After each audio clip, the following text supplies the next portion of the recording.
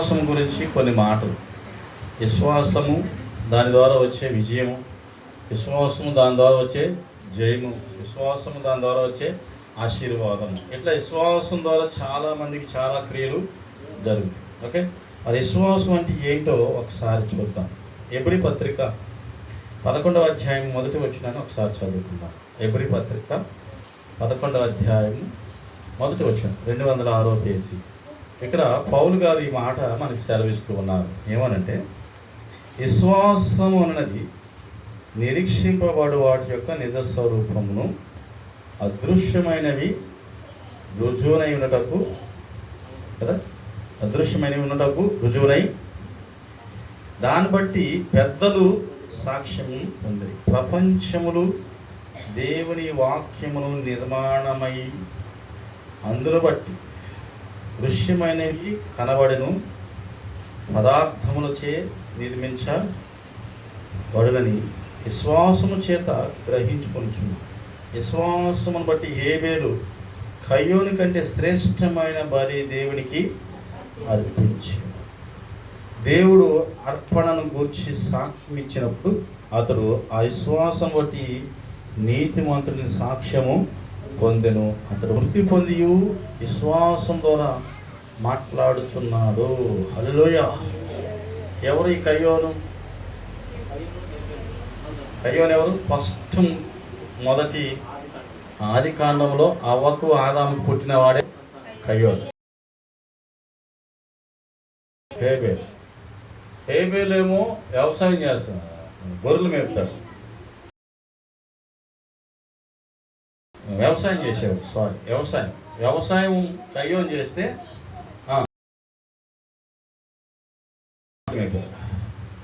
ఇక్కడ ఎక్కడ వచ్చింది అన్నదమ్ములకి గొడవ అంటే,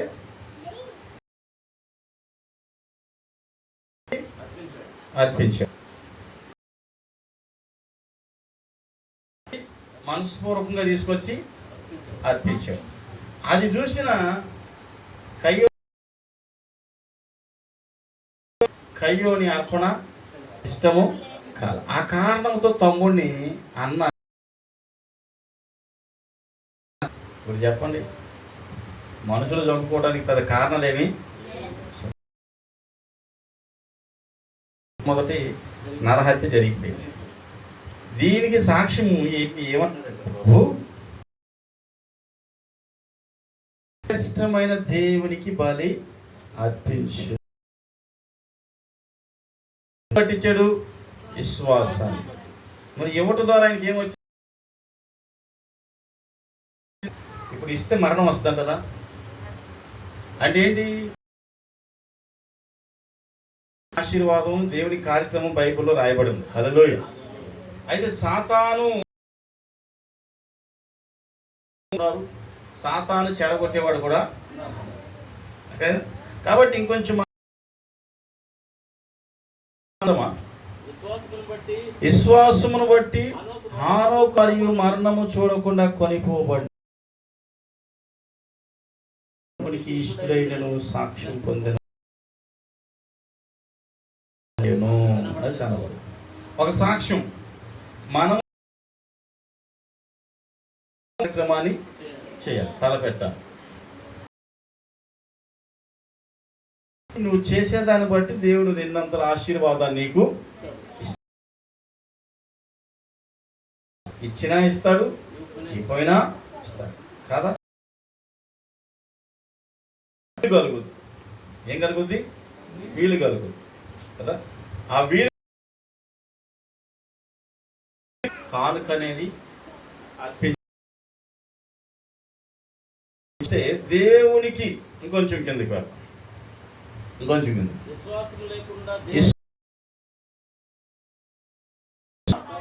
అసాధ్యం. దేవుని యొద్దకు వచ్చేవాడు ఆయన దయచేయాలని నోవాహు అది వరకు చూడని భక్తులు గలవాడై తన ఇంటి వారి రక్షణ కొరకు అతడు లోకము మీద నేర నీతికి వారసు. విశ్వాసం ఏంటంటే ఏం జరగ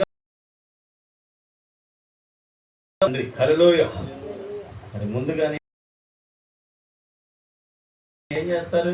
ఇప్పుడు ఎండాకాలం ఏం అంతా తీసుకొని దాచిపెట్టుకుంటారు. ఇప్పుడు మనకు వర్షాకాలం వస్తే ఈ మామిడికాయలన్నీ తీసుకొని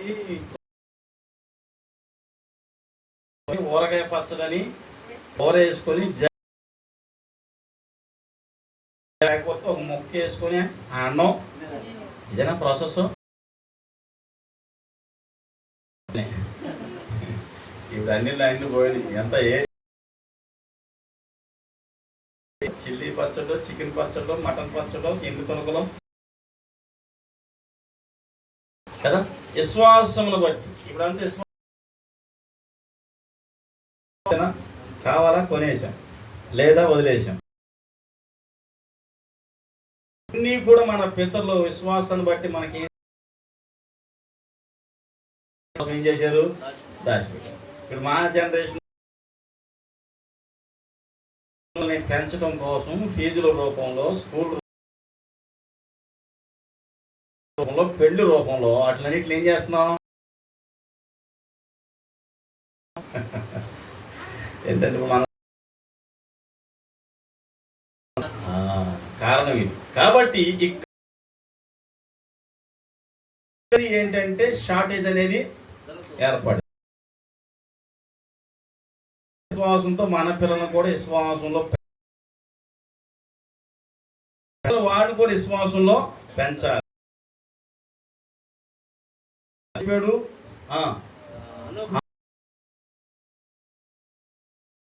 విశ్వాసం లేనోడు ఉండాలని చెప్తున్నాడు. విశ్వాసం ఉంది, విశ్వాసం లేక విశ్వాసం నమ్మకం, ఆ నమ్మకాన్ని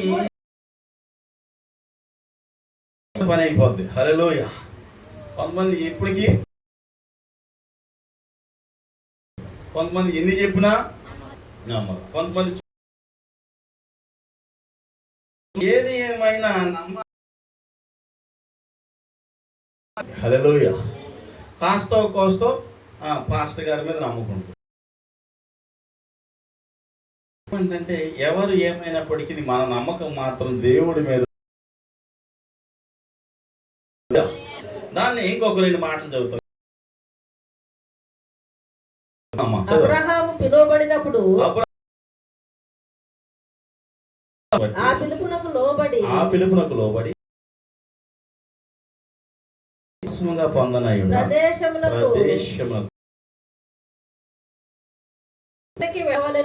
మరి ఎక్కడికి వెళ్ళవలెను అది ఎరుగక అతడును అతనితో సమాన వారసులైన ఏంటమ్మా సమాన గుడారములో ఉన్నట్టుగా వాగ్దాత దేశంలో పరవాసులై పిలిచినప్పుడు అబ్రహాంకి పిల్లలు. అబ్రహాంకి నీరసం వచ్చేసింది.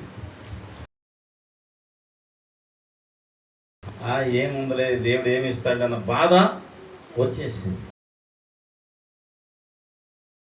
అసాధ్యమైనది ఏదైనా విధానాన్ని బట్టి ఇస్సాకు హల్లెలూయా యాకోబును కూడా వాగ్దానంతోనే దేవుడు ఇస్తాడు, దేవుడు చేస్తాడు, దేవుడే చేస్తాడని. హల్లెలూయా. ఇప్పుడు చాలా మంది ఏమనుకుంటారు, ఇప్పుడు చేతుల్లో ఏమనిపిస్తుంది, మా అన్నకి అమ్మకు చిన్న నేమో తోటండి, 10 మోటార్లు ఉంటే అనిపిస్తుంది. పొట్టుగా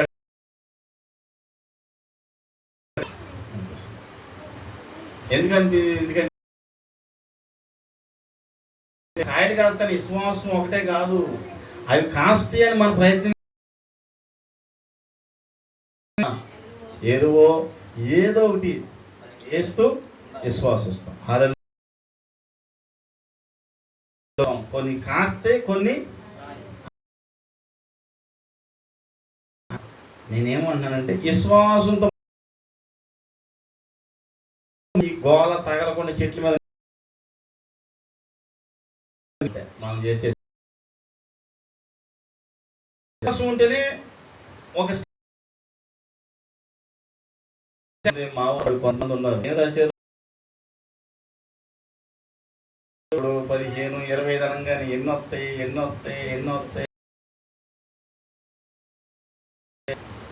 500 వస్తాయి కదా. 500 దేవుడు తెలుసా కదా. తక్కువ వస్తే ఏం చేస్తారు? అయ్యో. ఎక్కువ వస్తే నేను సూపర్ రాశాను విశ్వాసం ఉంది. కొంతమందికి ఆయన గట్టెక్కితే విశ్వాసం ఎక్కువ ఉంది. ఈసారి నా కొడుకు పాస్ అయిపోతే బాగుంది చూసి విని వాళ్ళకేం కలగదు? నమ్మకం. అన్ని అయ్యే పనులు కావులే. సమయాలు వస్తాయి, విశ్వాసాన్ని పరీక్షించుకునే అవకాశాలు కూడా అని సందేహాలు కూడా. మన పిల్లలకున్న జ్ఞానాన్ని బట్టి, దేవుడి కృపను బట్టి మన ఎక్స్పెక్ట్ ఏంటంటే కొన్ని మార్కులు ఎక్కువ వస్తే బాగుండు. ఎందుకు తెలుసా? 10th క్లాస్లో 1 సంవత్సరమే, అది కూడా 9. ఈ తనతో పాటు 40 వచ్చినప్పుడు నాకు ఎన్ని మార్కులు వచ్చినాయి అని అడిగారు. కదా బాగా చదివింది, డబ్బులు 50,000 పెట్టారు కదంటే 8,000 పెట్టాలండి, చదవాలిగా. చదివి ఎవడో చెప్తున్నప్పుడు, సార్ నన్ను దయచేసి క్షమించండి సార్, నేను సరే నన్ను పాస్ చేసేయండి సార్ అని కాళ్ళు. హల్లెలూయా. కాబట్టి దేవుడు బిడ్డలారా, చాలా మంది పాస్ అయ్యేవాడు ఫెయిల్ అయితే అయ్యారా, 2 లక్షలు అప్పు తెచ్చి ఏమైతుంట? ఫెయిల్ అయితే ఫెయిల్ అయ్యలే, డిగ్రీ సర్టిఫికెట్లు కొనుక్కొచ్చేస్తాను. నువ్వు నేను ఎట్ట కొట్ట ఏమా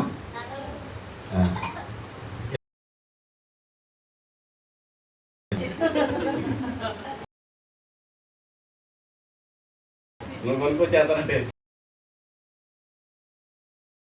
కొంచెం నమ్మకం. ఇప్పుడు మనం ప్రార్థన చేస్తాం, వాళ్ళ అవసరం తీర్చునైనా మరి అక్కడ వాళ్ళకు ఒక ఇల్లు. అలా చేస్తూ ఉన్నప్పుడు మనలో ఉండోడికి వీళ్ళు అంతా కాదులే చచ్చి అట్ట చెప్పాడు కూడా. కానీ మన నమ్మకం ఏంటి? దేవుడు. నేను ఒక ఆమె ఫోన్ చేసింది గొట్టికాడ నుండి, సార్ అంది. ఏమ్మా అన్న, రేపు 16వ తారీఖు బంధువులు అందరూ వస్తారు, ప్రార్థన చేసి వాళ్ళందరికీ ప్రార్థన చేయాలంటే. సరే అమ్మా సార్ చెప్పమ్మా అన్నానే. కొట్టుకాడు చెప్తావు మాట ఉంది. ఏం సార్ నా కొడుకు చేద్దామంటే సార్, ఏం దేవుడు సార్ నా అమ్మ చర్చి కంటే కుదరట్లేదు సార్. ఇంకెప్పుడు చేసావు ప్రార్థన? కొన్నిసార్లు ఏంటంటే నిస్సహాయ స్థితి, ఏం పడతాంలే, ఏం వెళతాంలే, ఇవన్నీ కూడా హల్లెలూయా కదా. జరిగిందానికి మనకేమొస్తుంది? విశ్వాసం వస్తుంది. విశ్వాసం ఆల్రెడీ ఉంటుంది, అదే ప్రత్యేకంగా రావాల్సిన పనిలే. దేవుడి దగ్గరికి కాదు కానీ కొన్నిసార్లు మన అది పరీక్ష అనుకుని ఒక మాట అంటే నేను ముగిస్తా. రోమా 5:5 ఏమంటే, ఎందుకంటే మనకు మన హృదయంలో కుమ్మరింపబడి ఉన్నది. ఏలయనగా 5:5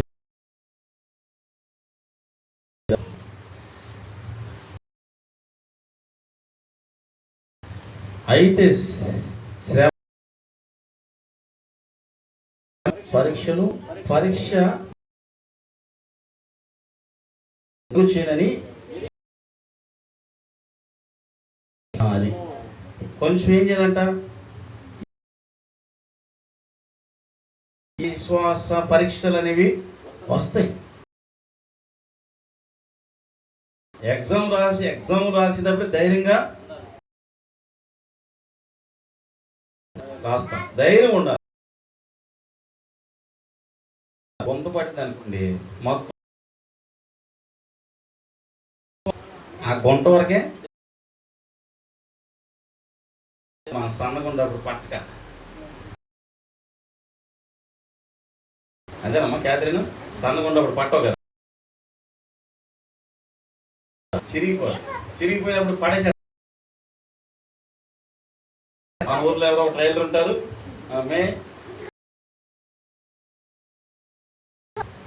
అంతేగాని ప్రాబ్లం వచ్చినప్పుడు ప్రాబ్లం మనిషిలో ప్రాబ్లం, కొన్ని మచ్చలు అనేవి ఆ ప్రాబ్లంకు ముందే. ఒక్క మాటలు చదువమ్మా, నేను ముగిస్తాను. ఇంకో 2 మాటలు ఉన్నాయి కిందకి. అబ్రహాము ఇక్కడ ఎబ్రి కాడికి వచ్చి, ఎబ్రి 11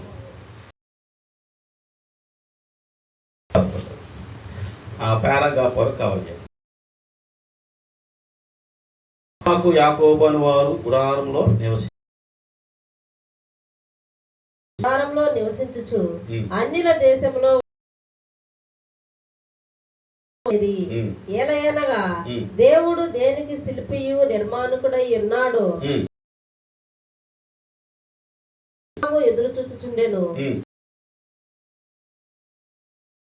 చేసిన వాడు తాను వయస్సు గతించినదైనను గర్భము ధరించుటకు శక్తి మృతులైన ఆ నక్షత్రములను సముద్ర తీరమందలి లెక్కింప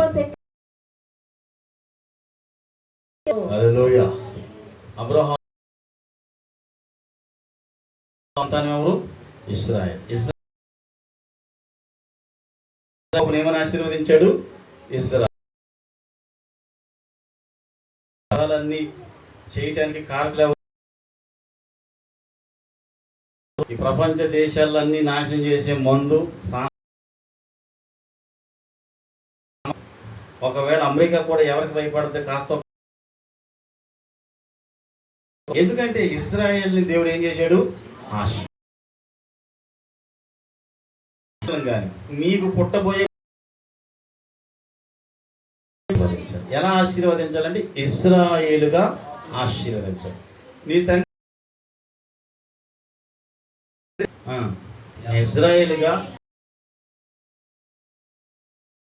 ఆశీర్వదించబడాలని నీ ప్రార్థన. ఉండటప్పుడు కూడా ప్రార్థన చేసుకుంది. రెబ్కా ఆ సంఖ్య బోడంత మంది ఉన్నారు. షారాకి బిడ్డలు లేరు, రెబ్కాకి లేరు, మనోకి లేరు. ఇలా దాదాపుగా చాలా లేదు. అయినా దేవుడు వాళ్ళందరికీ హల్లెలూయా అందుకుని నేనేమన్నా విషయం కానీ ఏ ఫలమైన అంటే ఆశీర్వాదం కోసం మనం అందరూ లేచిన వాడి ప్రభువా నా కుటుంబం చేతి పని దీవించు, నాకు ఒక గర్భఫలం ఇవ్వండి నాయన, నడిపించండి. అదే విశ్వాసంలో నా పిల్లలు ఒక్క నిమిషం ప్రభుత్వం మనం చేసుకుందామా? మనకిచ్చిన కుటుంబాన్ని బట్టి, మనకిచ్చిన చేతి వ్యాపారాన్ని బట్టి, ఏదైనప్పటికీ నా ఆశీర్వాదం నాకు దయచేవా, నీ ఆశీర్వాదించు. నాకు ఉద్యోగం మీద నీ